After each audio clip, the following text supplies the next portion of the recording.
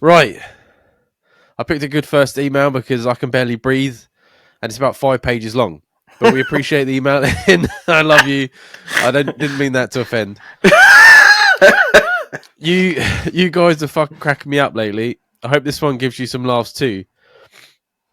I went to the Maldives a few years ago with the missus, and we had a lovely romantic time, which of course led to lots of funs and games in the bedroom.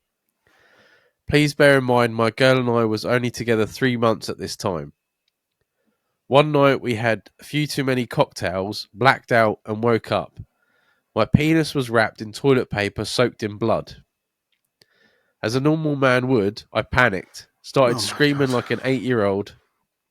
My other half was at the gym, so the only person who answered my screams was the cleaner from down the hall. She came in, saw the blood on the sheets and my wrapped up, bloody soaked penis, and started screaming. One thing led to another. My girl comes back to the room with me surrounded by security and someone with a first aid kit starting to tend to me.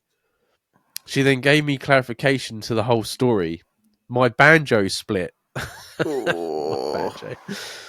No one told me that this could happen. So be warned, guys. Plenty of lube and no drunken nights of passion. The amount of drama it caused, the doctor kept me out of the pool for the rest of the holidays. I was known on the resort as Ashley Banjo, the guy from the diversity dance group. Sometimes when I'm drinking a tequila sunrise, I get a full-blown PTSD. As always, guys, keep my name anonymous. So that isn't his name, Ashley. I just said that. That's why I said it. That's got to be in the butt, right? What, the banjo? No. Too uncomfortable. What if she can play something when it's in there? No, like, you're not going to tear it going in the front, are you? Even if there's no lube. Well, not unless she was seriously nothing going on. Yeah. Not unless you were surprising her. I can imagine that as when you're hammered. You're like, surprise attack. Just like jump out of nowhere. 3 months in and they've gone to the Maldives as well. By the way, that is a fucking expensive holiday for an early relationship. So I'm glad you're still together. Maybe it was like one of them already had the tickets. Ah, right. It probably wasn't. I'm just being a pessimist. Yeah. Because that's happened, isn't it? Yeah, plenty of time, millions of times. Mate, I've heard so many horror stories about people splitting their banjos, man. It's fucking... It's not nice. It's not a nice thing. We knew a guy who told... This happened to him. And I went to the doctors with him. And he was like, don't tell anyone, until he pissed me off. And then I told everyone. And we were down the pub. I can't remember. He said something about my mum or something, because back then... the local insult was your mum. Yeah. And I was like, oh, at least I don't have a hole in my foreskin. And everyone's like, what? And he was like, yeah, like so the way he described it was like 2 holes on either side. He was like, if I pulled the foreskin down, I could put a pencil through it. And I was like, fucking mental. Yeah. I can't remember how he said he did it. He caught it on a zip. Someone came in. Yeah, someone came in while they were getting. He was like trying to get his trousers on quick, and caught it. But the doctor said, because obviously it's just skin, he goes, you're just gonna have to live with the hole now forever. Like, it's not gonna heal up. Be pissing out like 3 different directions. No, because it's like he said it was on the bottom. Oh, right. It's not, because obviously there was a hole on the end. That's how you pee out of it. Yeah, but I was thinking he would be going to pee out one. Do you know when you got like the morning glory in the morning? I thought you were going to bring up that thing that Brian said about that famous guy that when he started peeing, his foreskin filled up first. It's like, I still can't get over that. It makes me want to have a look. Like, I want to see it happening. That is disgusting, to be fair. Like, I don't. Oh man, I've torn it in the past. Yeah, I've never split it completely, but I've torn it in the past. What, like a little cut, like it's bleeding? Yeah. at the I've done top. that like shaving, like nipped it. Yeah, the banjo's quite easy to do, isn't it? It's if you pull it back too hard. Yeah. So I don't know for our American audience, because I know 95% of America's circumcised. So I'll let Dr. Jamie handle this one. That's fine. the it's making me. I'm actually cringing. Like my penis is trying to retreat just talking about this. It's freaking me out, man. I can't imagine how painful that is, man. Because when I split it a little bit, it was fucking sore, man, for days. Yeah. It was like pissing fucking razor blades afterwards. So to think that he's fucking completely snapped it off, and there is a lot of blood. Everyone that's I know three guys it's happened to, and there is a lot of blood. Yeah. And it doesn't recover, man. It ain't going back. No. Oh no. It's just fucking. You got a loose bag now.